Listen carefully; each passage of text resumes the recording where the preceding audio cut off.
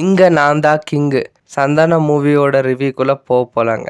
Movie எப்படி இருக்குன்னு கேட்டீங்கன்னா, ஒன்லைன்ல ஒரு 2 லைன் சொல்லிட்டு அப்புறமா மூவிக்குள்ள போலாம்.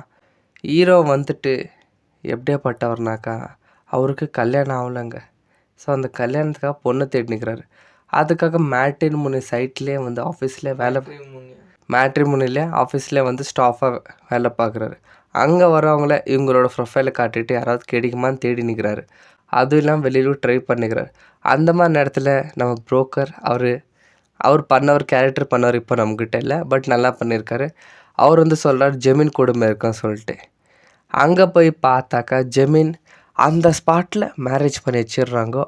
அதுக்கப்புறம் தான் தெரியுது அவருக்கு இருக்கிற கடத்தில் எல்லாமே தூக்கின்னு போயிட்டாங்க. 5 நிமிஷத்தில் ஜெமீனோட ட்ரெஸ் கூட இல்லை. இவங்க அப்பாயின்மெண்ட்டுக்கு வராங்கோ.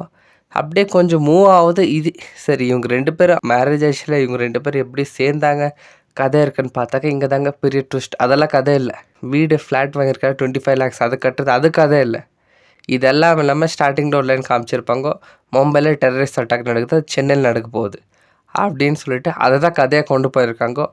அதுக்கு மேலே கொஞ்சம் அப்படி இப்படி இருக்குங்க. இது வரைக்கும் மூவி நல்லா இருந்துச்சு.